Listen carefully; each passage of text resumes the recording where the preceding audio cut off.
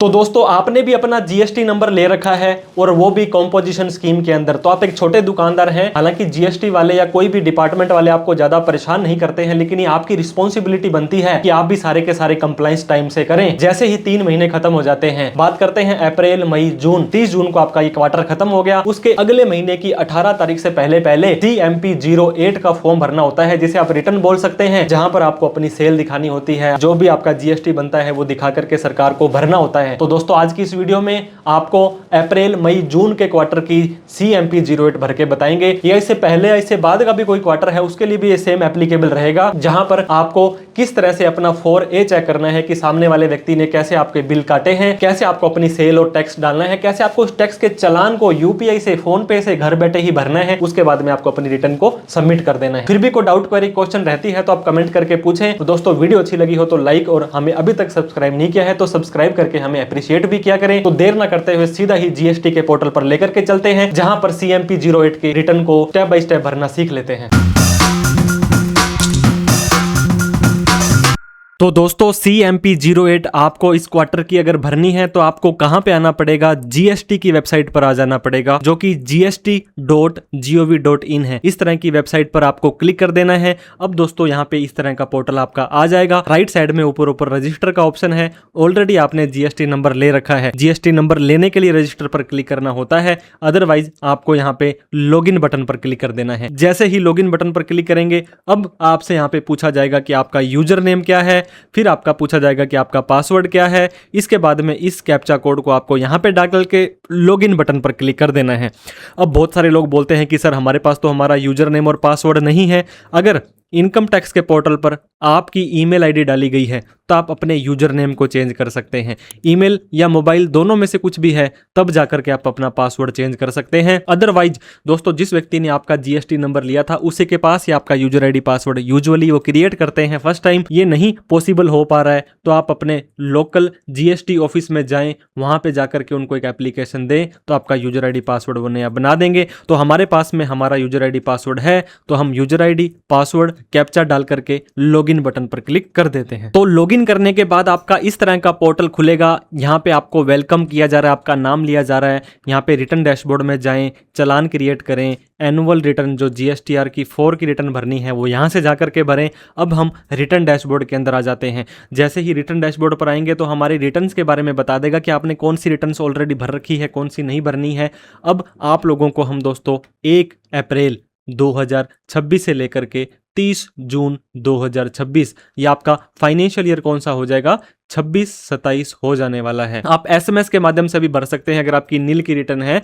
अब आपको यहाँ पे फाइनेंशियल ईयर 26-27 ऑटोमेटिक आ रहा है। अब दोस्तों क्वार्टर मान लीजिए 30 जून के बाद 1 जुलाई चालू हो गया तो ऑटोमेटिक अपना क्वार्टर 2 दिखाने लग जाएगा, लेकिन आपको तो पहले क्वार्टर की रिटर्न भरनी है। इसमें अप्रैल, मई, जून है। फिर आपको सर्च बटन पर क्लिक कर देना है। जैसे आप सर्च करेंगे आप यहाँ पे देख सकते हैं CMP08 की रिटर्न को 18 जुलाई से पहले पहले भरना है। तो जैसे ही आपका क्वार्टर खत्म होगा, 3 महीने खत्म होंगे, उसके अगले महीने की 18 तारीख तक भर देनी होती है।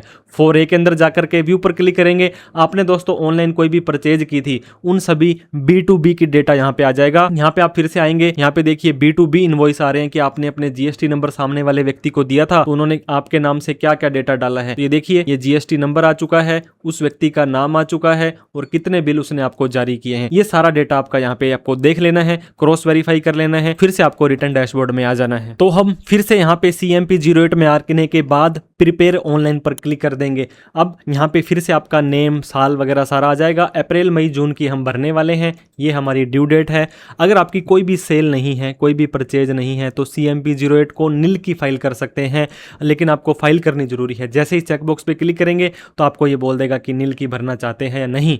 अब दोस्तों आपका मेन और इंपॉर्टेंट पार्ट आता है सीरियल नंबर 1 के अंदर आउटवर्ड सप्लाई। अब इसे क्या बोल सकते हैं, सेल बोल सकते हैं, सर्विस बोल सकते हैं, इंक्लूडिंग एग्जम्प्ट सप्लाई। अब एक कोई व्यक्ति था, पहले क्या होता था जीएसटी 1% हर सेल पर देना पड़ता था, लेकिन अब एग्जम्प्ट पर नहीं देना पड़ता है। मान लीजिए दोस्तों 10 लाख रुपए की आपने सेल की है, इसमें 5 लाख रुपए जीएसटी वाली है और 5 लाख बिना जीएसटी वाली है, तो आपको यहाँ पे 10 लाख रुपए दिखाने हैं। इसके बाद में इंटीग्रेटेड क्यों नहीं आ रहा है, क्योंकि आप एक स्टेट से दूसरे स्टेट पर कंपोजिशन वाला माल नहीं भेज सकता है। अब इस 10 में से इस 5 पर मान लीजिए आपको 5,000 रुपए का टैक्स देना है। तो यहाँ पर आपको 2500 रुपये सेंटर का लिख देना है, स्टेट का 2500 रुपये ऑटोमेटिक आ जाएगा। तो आपको मान लीजिए मैं यहाँ पे दोस्तों दिखाता हूँ, मान लीजिए मैंने 10 लाख रुपए यहाँ पे दिखा दिए और मेरा जो टैक्स बनता था वो 5000 बनता था। तो जैसे ही मैं यहाँ पे 2500 डालूंगा ऑटोमेटिक 2500 आ जाएगा और टोटल सेल जीएसटी और जीएसटी बिना वाली सारी यहाँ पे डाल देनी है। फिर आपको नीचे दिए गए सेव बटन पर क्लिक कर देना है। सेव बटन पर क्लिक करेंगे इस तरह का एक मैसेज आ जाएगा कि सक्सेस हो चुका है, सेव रिक्वेस्ट आपकी एक्सेप्ट हो चुकी है।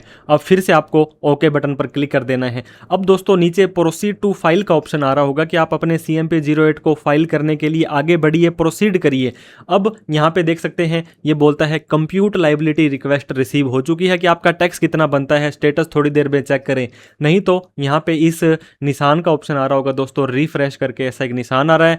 अब यहाँ पे आप आ जाएंगे तो आपका रिकम्प्यूट हो जाने वाली है। अब आपको नीचे आ जाना है दोस्तों। नीचे आने के बाद फिर से आपको प्रोसीड टू फाइल बटन पर क्लिक करना है। जैसे यहाँ पे फाइल करेंगे अब आपको ये बता देगा कि आपका जो पेमेंट ऑफ टैक्स करना है वो आपने कैसे करना है।